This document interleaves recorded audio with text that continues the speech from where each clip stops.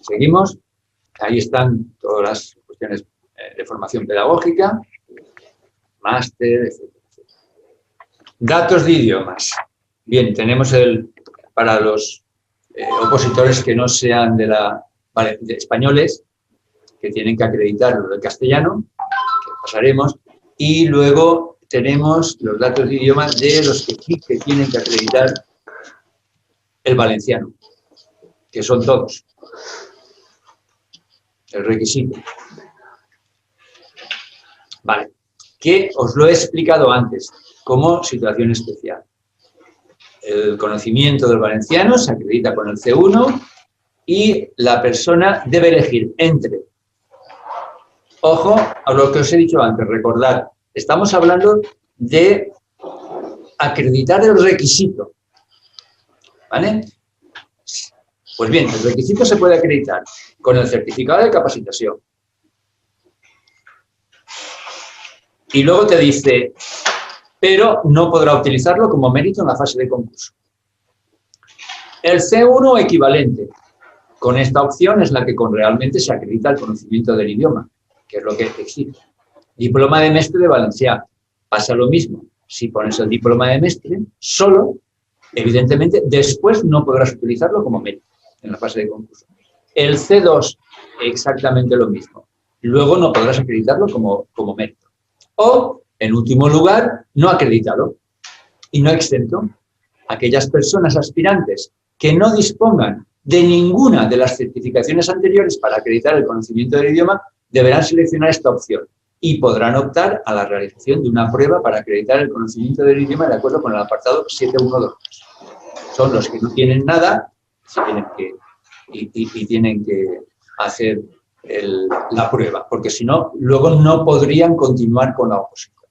¿De acuerdo? Diferente a los que sí que tienen titulación, cualquiera de ellas, pero quieren presentarse luego a la prueba, que les dará la opción de poder presentarse a la prueba cuando se abra el plazo de presentación para la prueba. Seguimos.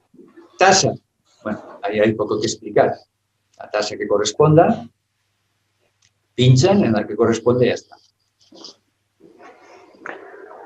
Vale.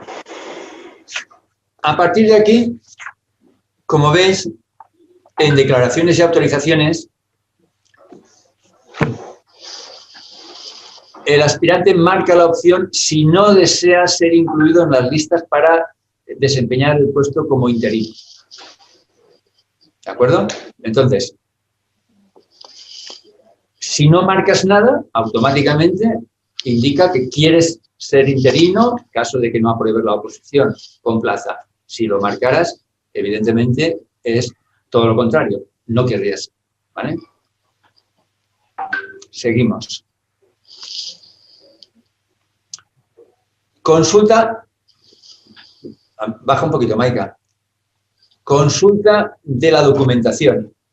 A ver, si no quieres que la Consellería pueda consultar la certificación de familia numerosa, monoparental, diversidad funcional, no autorizo a consultar datos de identidad del DNI o no autorizo a datos del título. Si pusieras la cruz en cada uno de ellos, quiere decir que luego lo tienes que acreditar tú añadiendo la documentación. En buena lógica, evidentemente, esto se queda en blanco para permitir que efectivamente se pueda consultar. Bajamos para abajo. Una vez cumplimentado eso, le damos al botón enviar. ¿Vale? Y una vez le has dado enviar, volvemos a continuar en el número 3, en este caso. El número 3, como os he dicho, es lo de documentar, si veis arriba. Bien, en el caso de que tengáis que anexar algún documento, que son las que os he dicho de violencia de género, monoparental, minusvalías, etcétera, etcétera, se tiene que hacer en este apartado de documentar. Lo tendréis escaneado, lo tendréis en vuestro ordenador y el procedimiento para pinchar a continuación lo tenéis. Bajas un poquito. Por ejemplo, Familia numerosa.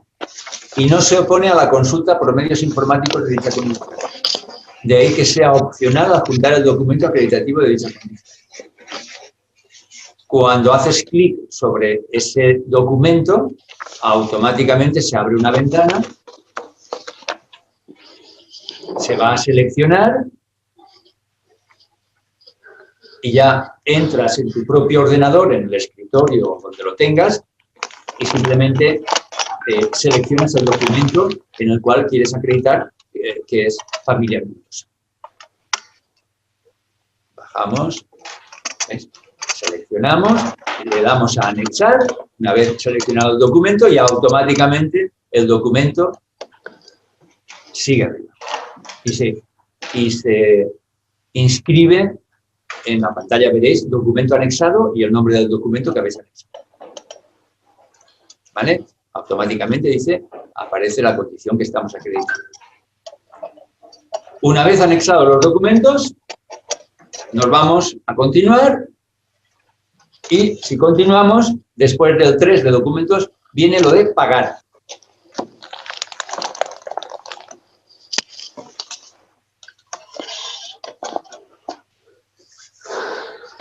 Este apartado dice que es obligatorio. ¿Vale? Vale. Pagar, clicamos sobre tasa de inscripción. El desplegable que tenéis ahí, clicamos sobre tasa de inscripción. Y automáticamente, al pinchar aquí, nos vamos a una llamada pasarela de pagos que hay que aceptar para poder hacer el pago y redirigirse. Aceptamos en la pasarela de pagos y luego ya te dice, vale, ¿cómo quieres pagar? ¿Cargo en cuenta o pago con tarjeta? Esto lo vamos a pasar rapidito porque no tiene más importancia. Lo que sí que os digo o os aconsejo es que paguéis con tarjeta. ¿Por qué? Porque el pago en cuenta tiene que ser el titular que paga el mismo que el titular que se va a presentar a oposiciones. Algunos bancos no tienen bien hecha la pasarela del pago, con lo cual pueden dar errores, etcétera, etcétera. Conclusión, es mucho más sencillo y mucho más fiable que paguéis con tarjeta bancaria. Vale. Después del pago, nos vamos a registrar. Os he dicho al principio de que el pago no era lo último, sino que había que registrar. A ver.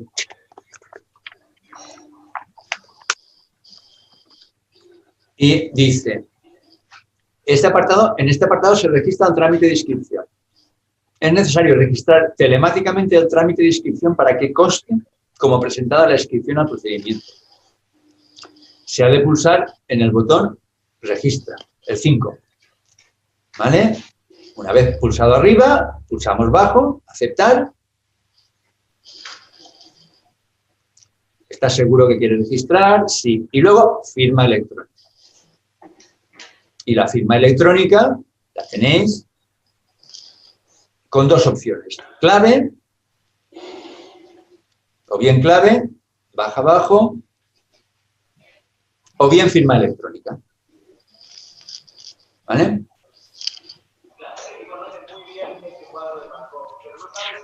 Creo que todos estaréis más o menos familiarizados con una y con otra.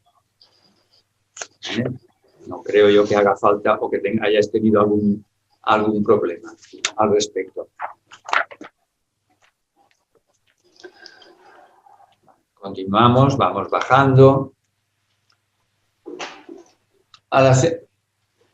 Vale, baja.